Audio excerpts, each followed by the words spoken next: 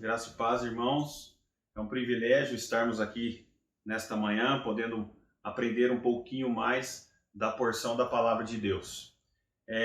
Hoje nós estaremos estudando a lição 6, que trata sobre o Espírito Santo depois do Pentecostes.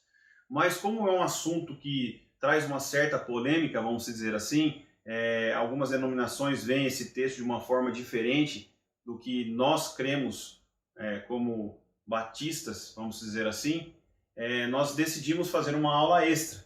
Hoje nós estaremos tratando sobre a oração que Deus ouve, baseado em Mateus 6, dos versículos 5 a 15.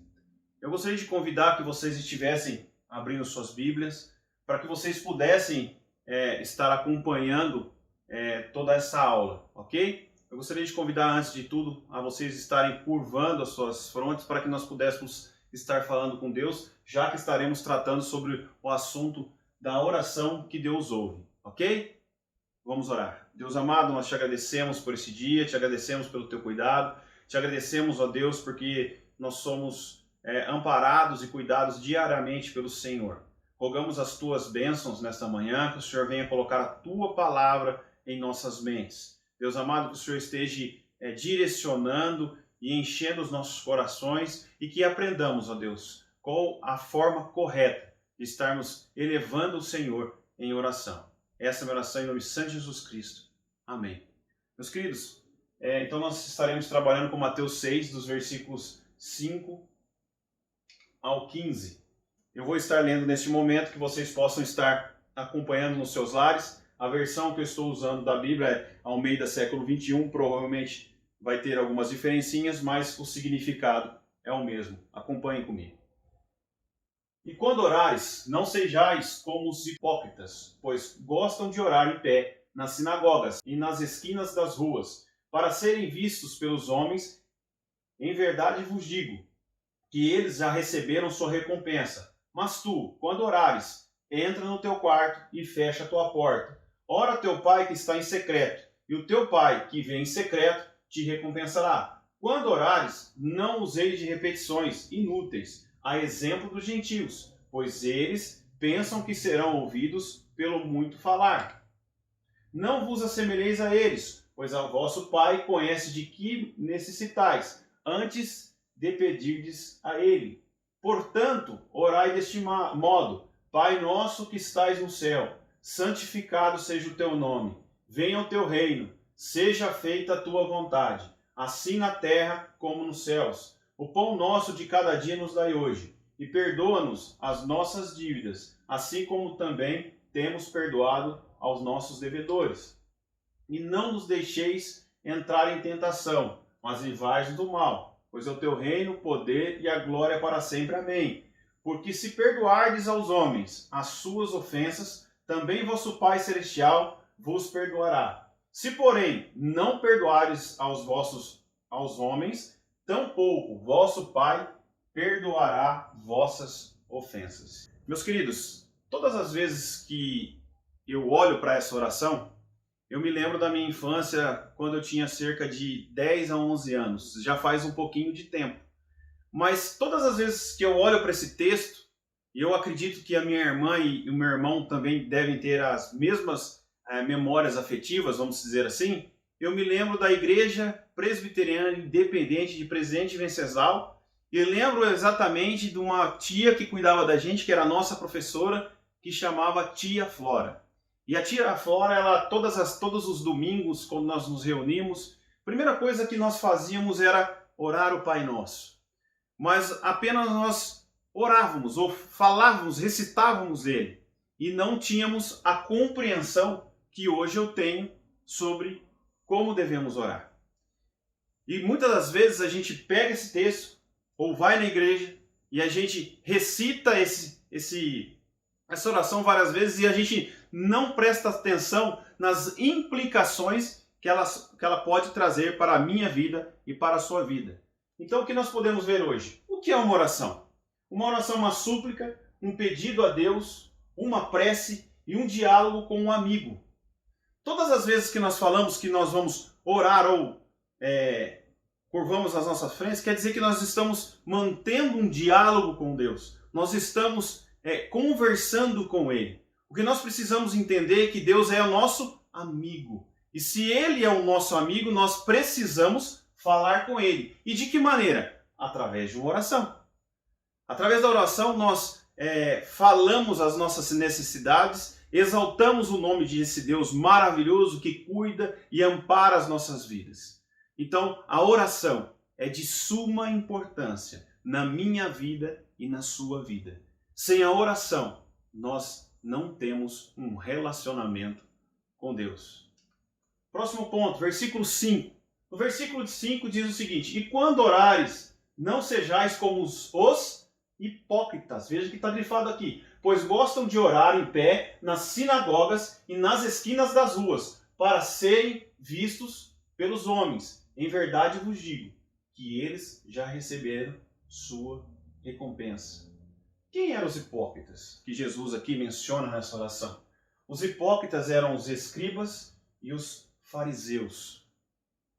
Os escribas e os fariseus eram homens que conheciam muito bem a lei de Deus. Os escribas, eles eram copistas, ou seja, eram pessoas que copiavam diariamente o que era recitado pelo sumo sacerdote para aqueles que estavam lendo o que Deus tinha designado a Moisés para que ele estivesse escrito para aquele povo. Então todas as leis de Deus, os escribas escreviam, copiavam. E os fariseus eram um grupo que realmente tentava aplicar, ou seja, falavam que viviam extremamente pelas leis de Deus. Ele era tipo de um partido, ou seja, nós somos os escolhidos, ou seja, nós somos os separados. Então, eles exigiam coisas da população que muitas das vezes eles não cumpriam. Jesus fala que eles eram hipócritas. O que é um hipócrita? É uma pessoa que é como se fosse um ator, ou seja, eles fingiam o que eles não eram. Eles faziam um teatro, eles iam nessas ruas e nas praças e ficavam se expondo para que toda a população visse as suas figuras e achassem que realmente eles eram homens santos e puros. No próximo ano fala, faziam só para que se mostrar aos outros. O judeu, ele tem o hábito de orar todos os dias. E esses homens, todos os dias, a grande maioria das vezes, eles iam até essas praças, até lugares que realmente eles ficassem expostos e eles declamavam as suas orações para que todos o vissem. Ou seja, eles encenavam que realmente eram homens puros e realmente adoravam a Deus. O próximo ponto, no versículo 6, fala: mas tu, quando orares, entra no teu quarto e fecha a tua porta. Ora a teu pai que está em secreto, e teu pai que vê o que é secreto te recompensará. Veja que aqui Jesus ele faz algo contrário, fala para fazermos algo contrário do que aqueles homens faziam. O judeu ele tem o hábito até hoje de orar pelo menos 2 vezes virados ou olhando para Jerusalém, onde o templo do Salomão foi construído e hoje somente tem um muro. Então eles têm o hábito de se ajoelhar, virar aonde eles estiverem e começar a fazer suas orações. E esses homens aqui, que são os fariseus e os escribas, que Jesus fala que eles eram hipócritas, eles faziam isso todos os dias. Só que no versículo 6, Jesus, quando você olha primeiramente, você acha que Jesus está falando o seguinte: não, você não deve orar em público, mas não é isso exatamente o que Jesus está dizendo aqui. Jesus está falando algo totalmente contrário do que aqueles homens faziam. Eles deviam se trancar no quarto e fechar a porta. No Velho Testamento, quando você olha essa palavra quarto, ou antigamente, vamos dizer assim, bem antigamente, o quarto era um depósito, ou seja, só uma pessoa específica ela podia entrar naquele local, porque é onde estavam guardadas as coisas mais preciosas, ou seja, as coisas de valor para aquela pessoa. Então Jesus fala: olha, vá para esse quarto, onde ninguém pode entrar, ou seja, a maior parte das pessoas não tem acesso àquele lugar, e fecha a tua porta, ou seja, Tem um momento diferente com Deus. Aí você tem que buscar o quê? Quando você entrar no teu quarto? A tua humildade, ou seja, se humilhar diante de Deus. Segundo, ter intimidade com Deus, em secreto, com o coração sincero.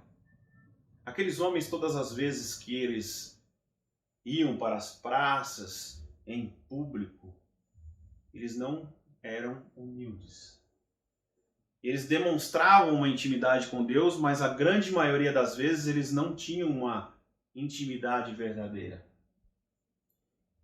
E eles faziam para se aparecer, porque eles não ficavam num local secreto e não tinham um coração sincero. Todas as vezes que nós vamos falar com Deus, o que é ensinado nesse texto, que nosso primeiro ponto, nós temos que ter um coração sincero. Deus sabe o que realmente nós queremos. No versículo 7, fala o seguinte: e quando orares, não useis de repetições inúteis, a exemplo dos gentios, pois eles pensam que serão ouvidos pelo muito falar. Repetições. O judeu, como eu disse já, todos os dias eles fazem suas orações. E uma das orações mais conhecidas do judeu é o Shema. E eles ficam cantando, orando, cantando, orando, cantando, orando. E Jesus ele faz um comparativo aqui. Ele fala que eles não deveriam fazer igual aos gentios. O que Jesus estava querendo dizer? Eles estavam fazendo a mesma coisa que aqueles povos que não eram os povos de Deus. Eles estavam fazendo igual. O gentio ele tinha o hábito de estar adorando a duas santidades, vamos dizer assim, dois deuses que eram predominantes nas suas vidas, que era Baal e Diana. Baal é o deus Sol e Diana é a deusa da lua e dos demais seres viventes.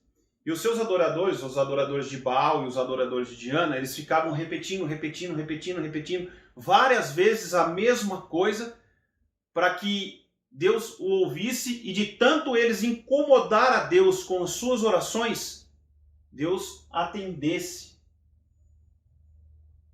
as suas orações. Ou seja, eles importunavam, falavam assim: nós vamos importunar tanto Deus Baal, nós vamos importunar tanto Deus Diana, que ela vai nos ouvir e vai fazer exatamente o que nós queremos. Os judeus, infelizmente, estavam fazendo algo muito parecido.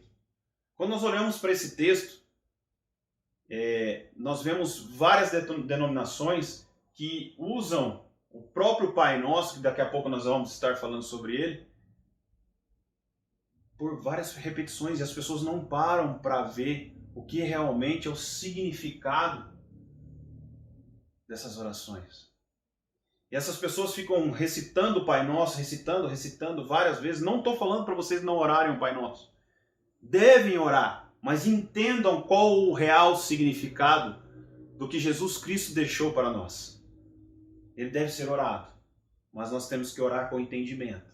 Nós temos que entender o que nós estamos falando, porque senão nós vamos fazer a mesma coisa que os gentios faziam e que a grande maioria dos judeus fazem. Repetindo, acreditam que serão ouvidos.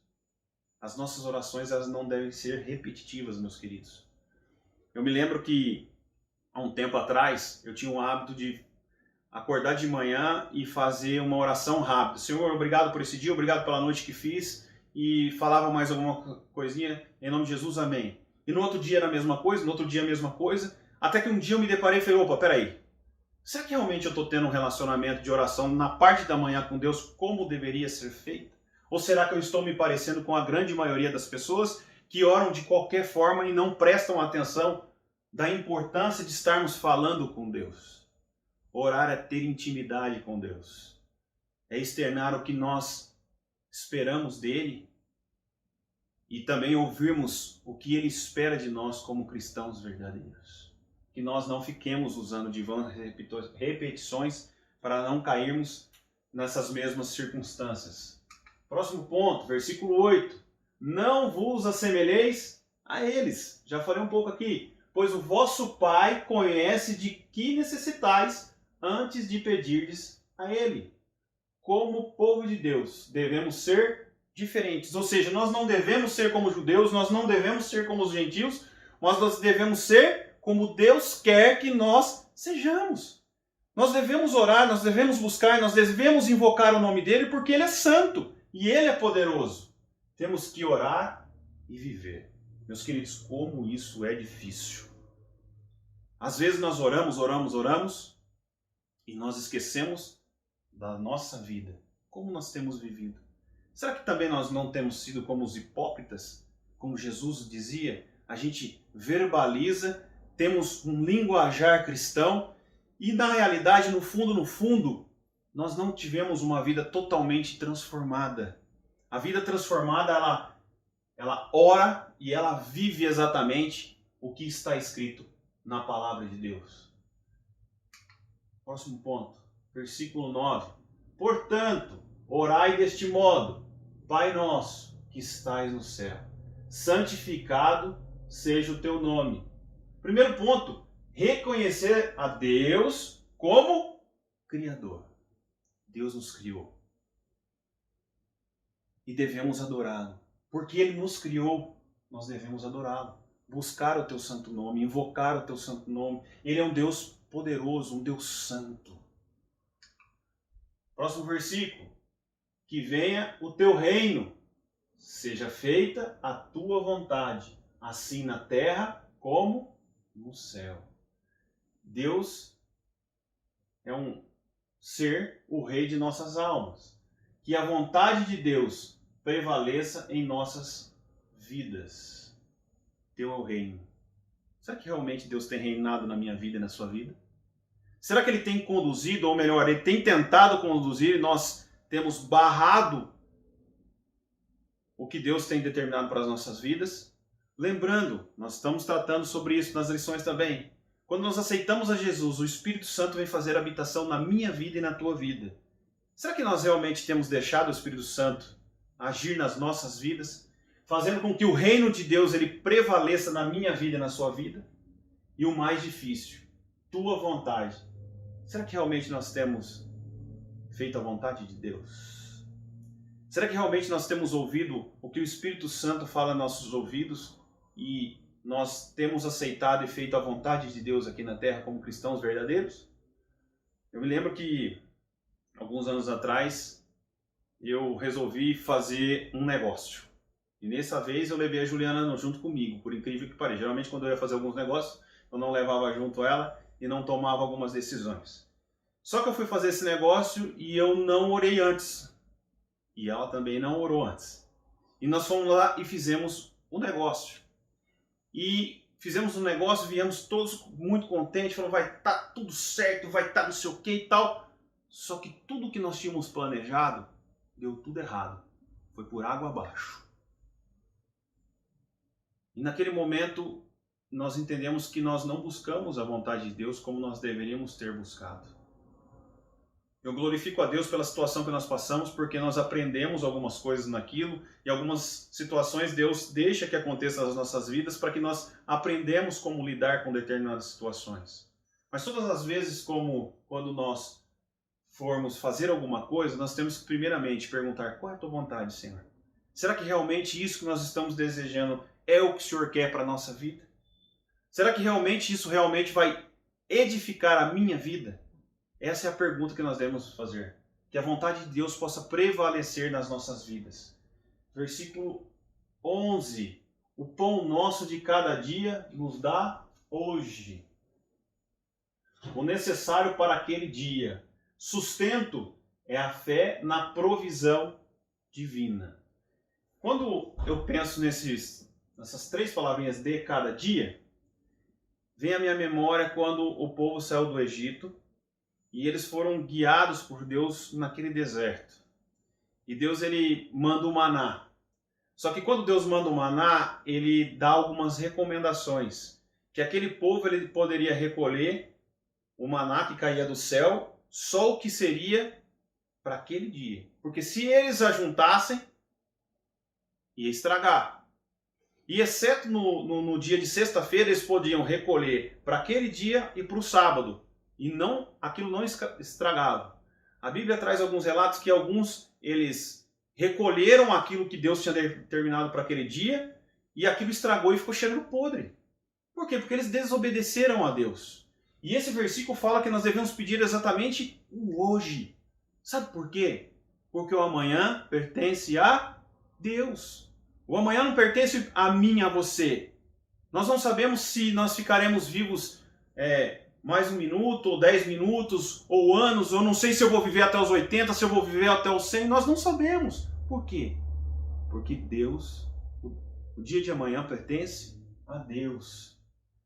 E o sustento é a fé na provisão divina. Ou seja, eu não devo me preocupar com o amanhã, porque o amanhã pertence a Deus. Mateus 6, 25 ao 34 diz o seguinte: por isso vos digo, não fiqueis ansiosos por quanto à vida. Isso é difícil. Conter ansiedade. A gente quer saber do amanhã. Como o que comereis ou como bebereis, nem quanto ao vosso corpo, como o que vestires. Não é a vida mais do que o alimento, e o corpo mais do que o vestuário. Ou seja, nós, quando vemos esses versículos, nós falamos, poxa, peraí, eu estou indo na contramão. Porque a ansiedade faz parte da vida do ser humano. Mas ela não deve ser uma ansiedade exagerada. Se nós estamos com uma ansiedade exagerada, quer dizer que nós não estamos confiando plenamente nesse Deus poderoso. Lembre-se que o texto fala que nós devemos pedir o pão de cada dia, para aquele dia. Continuando. Olhai para as aves do céu, que não semeiam, nem colhem, nem ajuntam em celeiro, mas o vosso Pai Celestial as alimenta. Acaso não tendes muito mais valor do que elas? Nós, seres humanos, nós temos muito mais valor de qualquer outra coisa. Deus, ele cria o homem com as suas próprias mãos, demonstrando o carinho especial que ele tem pelo ser humano. Continuando.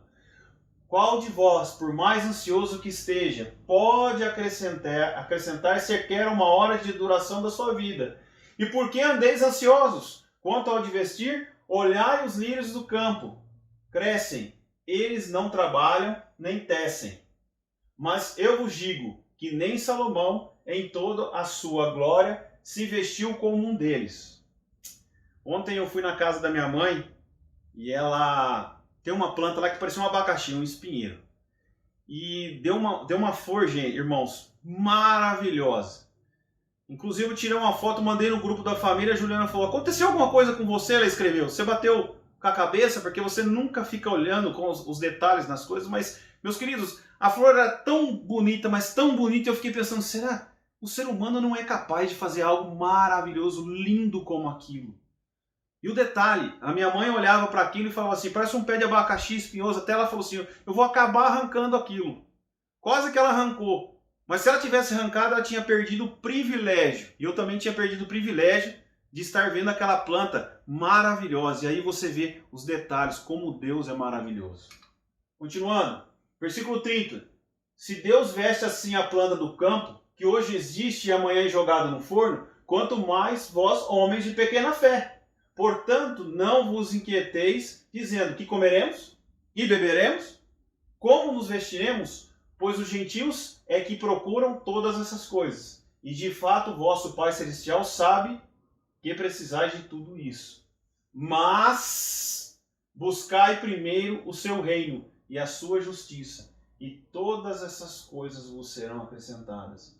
Não vos inquieteis, pois pelo dia de amanhã, porque o dia de amanhã trará suas próprias preocupações. Basta cada dia o seu problema. Meus queridos, nós não devemos andar ansiosos. Nós devemos viver o hoje. Se nós realmente estamos buscando o reino de Deus em primeiro lugar, todas as coisas serão acrescentadas. Ou seja, nós não precisamos andar ansiosos. Nós devemos rogar a Deus pelo hoje, pelo sustento que Ele tem nos dado, pelo amparo, pelo cuidado que Ele tem nos dado como servos dele. Próximo ponto, versículo 12. Perdoa-nos as nossas dívidas, assim como também temos perdoado aos nossos devedores. Como é difícil esse versículo. Mas ele não deveria ser difícil, porque isso deve fazer parte da vida de um cristão.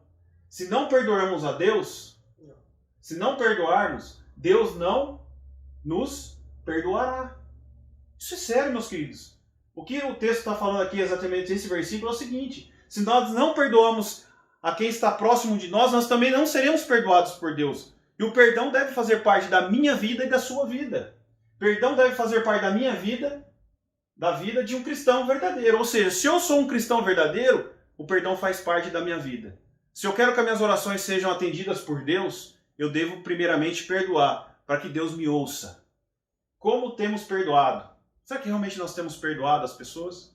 Será que nós temos perdoado as pessoas que vivem em nosso meio de uma forma verdadeira? Ou nós temos falado, não, já perdoei, está tudo certo. Só que todas as vezes que você encontra com aquela pessoa, sua perna treme. Se a sua perna treme, todas as vezes que você encontra com aquela pessoa, ou se você prefere não vê-la, alguma coisa errada está na sua vida. Porque se nós perdoamos verdadeiramente essa pessoa, todas as vezes que eu encontrar com ela, ela vai ser bem cuidada por mim. Eu vou abraçar, eu vou beijar e eu não vou ter sensação nenhuma de que aquela pessoa é um estranho para mim, vamos dizer assim. Mas o perdão deve fazer parte das nossas vidas. Versículo 13. E não nos deixeis entrar em tentação, mas livrai-nos do mal. Essa é uma súplica que nós devemos fazer em nossas orações para que nós não pequemos. O pecado ele é abominação a Deus. E quando nós pedimos para não entrarmos em tentação, é para que Deus nos proteja, para que nós não ofendamos Ele quando nós caímos em tentação. Mas livrar-nos do mal. Que mal é esse? Satanás. Satanás ele veio para roubar, matar e destruir. Todas as vezes quando nós orarmos, nós devemos, Senhor, nos proteja. Nos livra-nos de Satanás que é maldoso e ele quer tragar as nossas vidas. Próximo ponto. 14:15. Porque se perdoardes aos homens as suas ofensas, também vosso Pai Celestial vos perdoará. Se, porém, não perdoardes aos homens, tampouco vosso Pai perdoará vossas ofensas. Veja que Jesus ele repete o que foi falado em uns versículos acima. Se não perdoarmos, Deus não nos perdoará. Isso é uma verdade, meus queridos. Será que realmente nós temos perdoado as pessoas? Será que realmente nós temos demonstrado o amor que realmente Jesus Cristo exige de nós? Colossenses 3:12, versículo 3 diz: Então, como santos e amados, eleitos de Deus, revestivos de um coração cheio de compaixão. Compaixão é perdão, misericórdia, bondade, humildade, mansidão, paciência, suportando e perdoando uns aos outros. Se alguém tiver alguma queixa contra o outro, assim como o Senhor vos perdoou, também perdoai. Como Deus nos perdoou? Deus nos perdoou através do sacrifício de Jesus Cristo. Jesus deu o primeiro passo, Deus deu o primeiro passo. O perdão ele deve começar por nós. Independente se a pessoa não venha pedir perdão para nós, nós devemos buscar o perdão. Jesus fez isso. Jesus na cruz do Calvário, ele deu o primeiro passo, ele demonstrou o maior amor que ele podia nos dar. Há algumas pessoas que dizem, não, eu perdoei, mas fica eu aqui e ele lá. Só que Jesus ele mostra totalmente ao contrário. Jesus nos perdoou e ele fez algo maravilhoso. Ele envia o quê? O nosso Consolador para habitar nas nossas vidas. Eu não posso dizer que quando eu perdoo, eu prefiro estar aqui e a pessoa estar lá. O perdão verdadeiro é fazer com que a pessoa se aproxime de você. E por mais que ela tenha te magoado ou deixado você triste, você a ama, se aproximando dela, abraçando, beijando. É fácil? Não é fácil. Mas se você tem o Espírito Santo, que é da promessa que foi feita por Jesus Cristo, o Espírito Santo vai fazer com que você a ame verdadeiramente. O verdadeiro perdão é se aproximar da pessoa, abraçar a pessoa, andar junto com ela. E é isso que o Espírito Santo faz nas nossas vidas. Jesus, ele demonstrou na cruz e envia o Espírito Santo para habitar na minha vida e na sua vida. E se ele fez isso, eu e você temos a obrigação de estarmos amando e perdoando as pessoas verdadeiramente. E o versículo 14 e 15 diz isso. Se nós não perdoarmos aos homens as suas ofensas, também o vosso Pai não vos perdoará. Você pode orar incessantemente. Se você não tiver um perdão verdadeiro, Deus não vai ouvir as tuas orações. E para a gente terminar, Isaías 59, versículo 1 e 2. A mão do Senhor não está encolhida, para que não possa salvar, nem o seu ouvido está surdo para que não possa ouvir. Mas as vossas maldades fazem separação entre vós e o vosso Deus, e os vossos pecados escondem o seu rosto de vós, de modo que não vos ouve. Se nós não perdoarmos, se nós não tivermos uma vida limpa, se nós não buscarmos a Deus, se nós não orarmos, nós não teremos as nossas vidas transformadas verdadeiramente. Aqui está falando que se Deus não está o quê? Com a mão encolhida, ou seja, Ele está pronto para te ouvir. Ele quer ter um relacionamento comigo e com você. Mas para que esse relacionamento aconteça, nós devemos se submeter à vontade dEle, que é perdoarmos uns aos outros.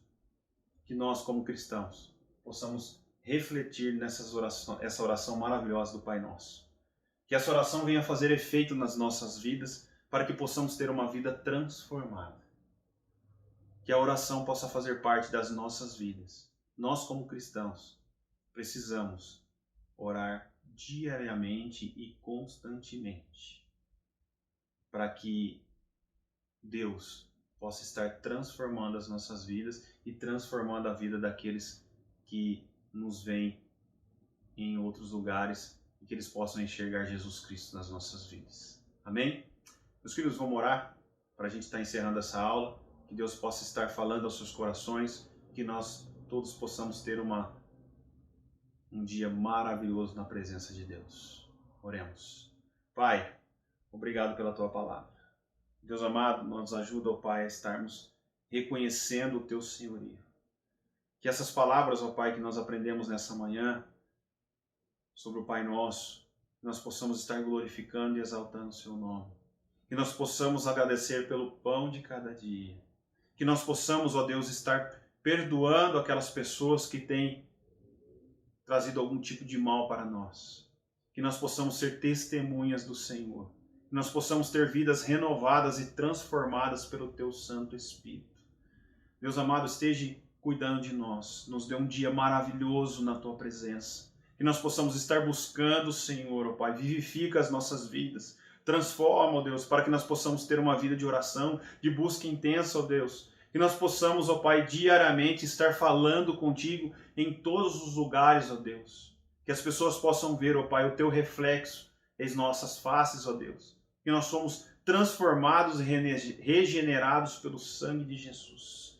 Pai Celeste, nos dê um domingo maravilhoso. Esteja abençoando, ó Pai, a gravação que será ministrada logo mais à noite, ó Deus.